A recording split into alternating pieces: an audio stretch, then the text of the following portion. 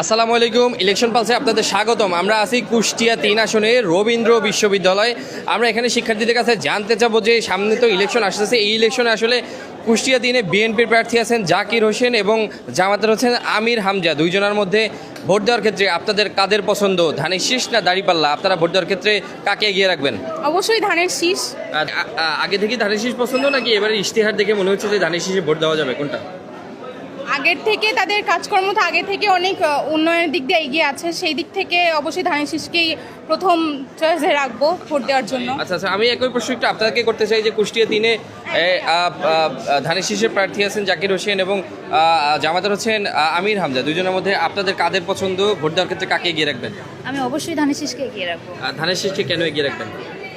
আমি মনে করি এবারে জাতীয় সংসদ নির্বাচনে উনি আমাদের সুষ্ঠু নিরাপত্তা এবং নারীদের জন্য নারী অগ্রাধিকার যেগুলো আছে, নারীর ক্ষমতায়ন আছে, সেগুলো নিয়ে কাজ করবে আমি বিশ্বাস আচ্ছা, করি। ঠিক আছে। আমি একই প্রশ্ন আপনাকে করতে চাই যে আপনারা আসলে ভোট দেওয়ার ক্ষেত্রে কাকে এগিয়ে রাখবেন, ধানের শীষ না দাঁড়িপাল্লা?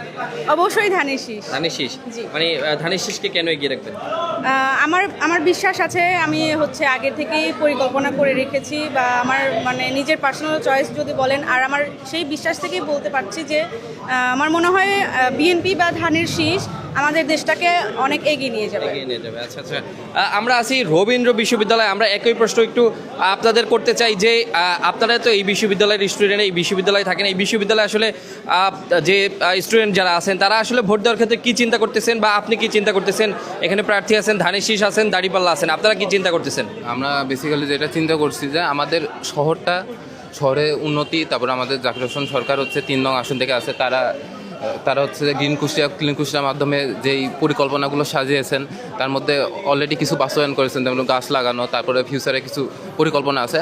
আমরা চাই এই ভালো ভালো কাজগুলো আমাদের হচ্ছে যোগ্য নেতার মাধ্যমে সামনে আসুক। আচ্ছা, ঠিক আছে, ধন্যবাদ। আমি একটু আপনার কাছে একটু আসবো যে এইখানে আসলে বিএনপির প্রার্থী এবং জামাতের প্রার্থী দুজনের মধ্যে কার জনপ্রিয়তা বেশি? আপনারা ভোট দেওয়ার ক্ষেত্রে কাকে এগিয়ে রাখবেন? আমরা এখানে ধানের শীষকে এগিয়ে রাখবো, কারণ মানে ধানের শীষকে আপনারা কেন এগিয়ে রাখতে চাচ্ছেন? কারণ উনি একজন যোগ্য প্রার্থী হিসাবে সংসদে যাবে এবং আশা করা যায় ভালো কাজ করবে। কুষ্টিয়াতে পরিষ্কার পরিচ্ছন্ন একটা